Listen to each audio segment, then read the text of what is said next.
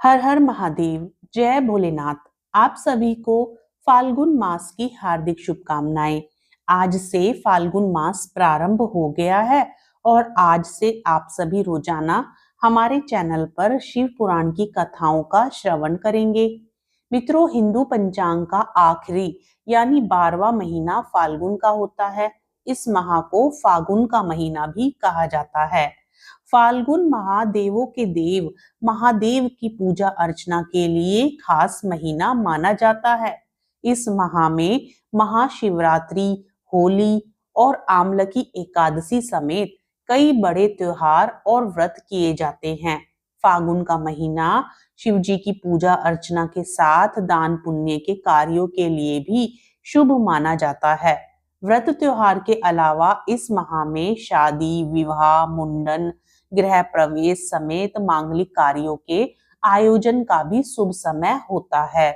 इस महीने से ही गर्मी के मौसम की शुरुआत होती है। ऐसे में आइए जानते हैं फाल्गुन मास कब से शुरू हो रहा है और कब समाप्त होगा। मित्रों, हिंदू पंचांग के अनुसार फाल्गुन माह के शुक्ल पक्ष की प्रतिपदा तिथि की शुरुआत 13 फरवरी 2025 दिन गुरुवार से हो रही है और इस महीने का समापन 14 मार्च 2025 दिन शुक्रवार को शुक्ल पक्ष की पूर्णिमा तिथि को होगा।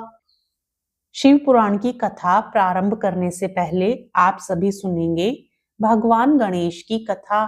फाल्गुन मास की भगवान गणेश की कथा के अनुसार सतयुग की बात है। उस समय एक बड़ा ही धर्मात्मा राजा का राज्य था। उसके राज्य में एक ब्राह्मण था। उसका नाम था विष्णु शर्मा। विष्णु शर्मा के 7 पुत्र थे और वे सातों अलग अलग रहते थे। जब विष्णु शर्मा का वृद्धावस्था का समय आया तो उसने सब बहुओं से कहा, तुम सब गणेश का व्रत करो। स्वयं विष्णु शर्मा भी इस व्रत को किया करता था। अब बूढ़ा हो जाने पर वो यह दायित्व अपनी बहुओं को सौंपना चाहता था। जब उसने बहुओं से इस व्रत के लिए कहा तो बहुओं ने नाक सिकोड़ते हुए उसकी आज्ञा ना मानकर उसका अपमान कर दिया। अंत में छोटी बहू ने अपने ससुर की बात मान ली और पूजन के सामान की व्यवस्था करके ससुर के साथ व्रत किया तथा भोजन नहीं किया और ससुर को भोजन करा दिया। जब आधी रात बीती तो विष्णु शर्मा को उल्टी और दस्त लग गए। तब छोटी बहू ने मल मूत्र में भरे गंदे कपड़ों को साफ करके ससुर के शरीर को धोया और पोंछा। पूरी रात बिना कुछ खाए पिए जागती रही। फिर गणेश जी ने उन दोनों पर अपनी कृपा की।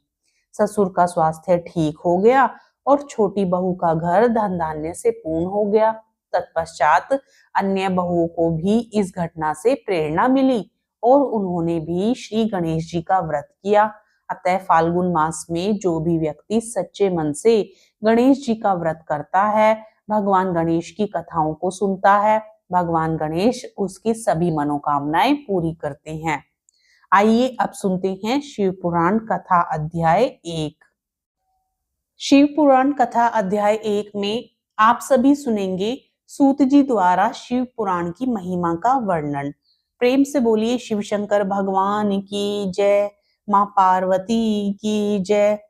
श्री सोनक जी ने पूछा, महाज्ञानी सूत जी, आप संपूर्ण सिद्धांतों के ज्ञाता हैं, कृपया मुझसे पुराणों के सार का वर्णन करें।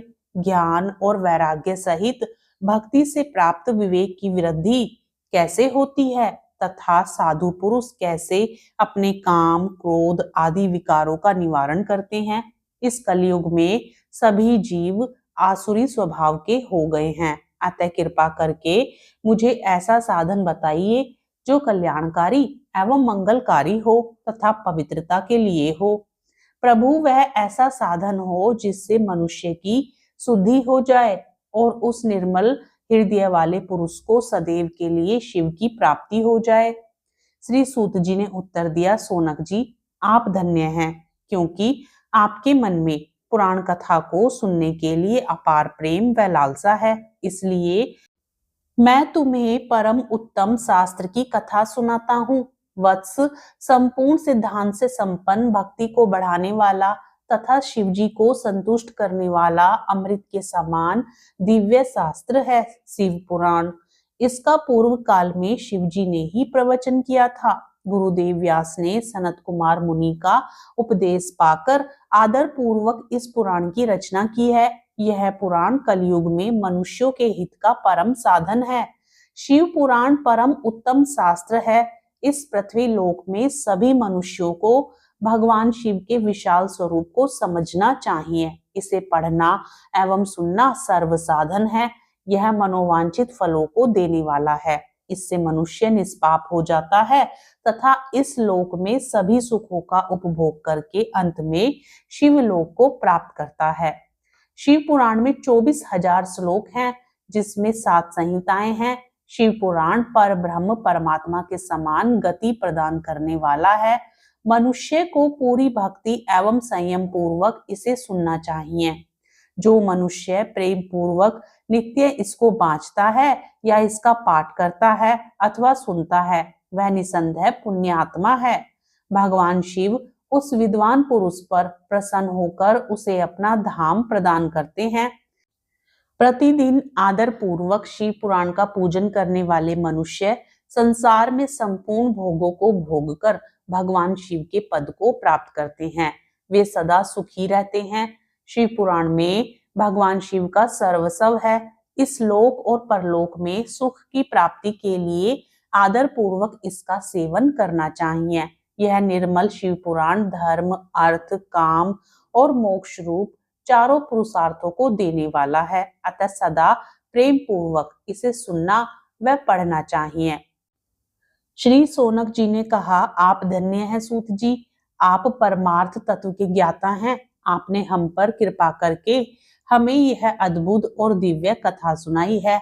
भूतल पर इस कथा के समान कल्याण का और कोई साधन नहीं है। आपकी कृपा से यह बात हमने समझ ली है। सूत जी, इस कथा के द्वारा कौन से पापी शुद्ध होते हैं, उन्हें कृपा पूर्वक बताकर इस जगत को कृतार्थ कीजिए। सूत जी बोले, मुने, जो मनुष्य पाप, दुराचार तथा काम, क्रोध, मद, लोभ में निरंतर डूबे रहते हैं, वे भी शिव पुराण पढ़ने अथवा सुनने से शुद्ध हो जाते हैं तथा उनके पापों का पूर्णतया नाश हो जाता है। इस विषय में मैं तुम्हें एक कथा सुनाता हूँ। बहुत समय पहले की बात है कि रातों के नगर में देवराज नाम का एक ब्राह्मण रहता था। वह ज्ञान में दुर्बल, गरीब, रस बेचने वाला तथा वैदिक धर्म से विमुख था। वह स्नान संध्या नहीं करता था तथा उसमें वैश्यव्रति बढ़ती ही जा रही थी। वह भक्तों को ठगता था। उसने अनेक मनुष्यों को मारकर उनका सब धन हड़प लिया था। उस पापी ने थोड़ा सा भी धन धर्म के काम में नहीं लगाया था। वह वैश्यगामी तथा आचार भ्रष्ट था। एक दिन वह घूमता हुआ देवयोग से प्रतिष्ठानपुर जा पहुंचा। वहां उसने एक शिवालय देखा जहां बहुत से साधु महात्मा एकत्रित हुए थे। देवराज वहीं ठहर गया। वहां रात में उसे ज्वर आ गया और उसे बड़ी पीड़ा होने लगी। वहीं पर एक ब्राह्मण देवता शिव पुराण की कथा सुन रहे थे। ज्वर में पड़ा देवराज भी ब्राह्मण के मुख से शिव कथा को निरंतर सुनता रहता था। 1 मास बाद देवराज ज्वर से पीड़ित अवस्था में चल बसा। यमराज के दूत उसे बांधकर यमपुरी ले गए। तभी वहां शिवलोक से भगवान शिव के पार्षद गण आ गए। वे कपूर के समान उज्जवल थे। उनके हाथ में त्रिशूल, संपूर्ण शरीर पर भस्म और गले में रुद्राक्ष की माला उनके शरीर की शोभा बढ़ा रही थी। उन्होंने यमराज के दूतों को मार पीट कर देवराज को यमदूतों के चंगुल से छुड़ा लिया और वे उसे अपने अद्भुत विमान में बैठाकर जब कैलाश पर्वत पर ले जाने लगे तो यमपुरी में कोलाहल मच गया, जिसे सुनकर यमराज अपने भवन से बाहर आए। साक्षात रुद्रों के समान प्रतीत होने वाले इन दूतों का धर्मराज ने विधि पूर्वक पूजन कर ज्ञान दृष्टि से सारा मामला जान लिया।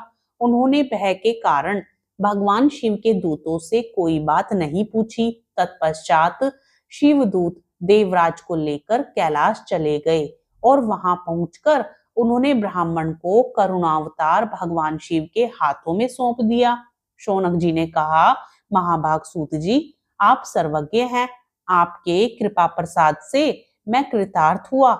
इस इतिहास को सुनकर मेरा मन आनंदित हो गया है। अतः भगवान शिव में प्रेम बढ़ाने वाली दूसरी कथा भी कहिए। दूसरी कथा का रसपान आप अगले अध्याय में करेंगे। आज की कथा अच्छी लगी हो तो वीडियो को लाइक जरूर कीजिएगा, चैनल को सब्सक्राइब कीजिएगा और साथ ही कमेंट बॉक्स में ओम नमः शिवाय, हर हर महादेव जरूर लिखिएगा। जय भोलेनाथ।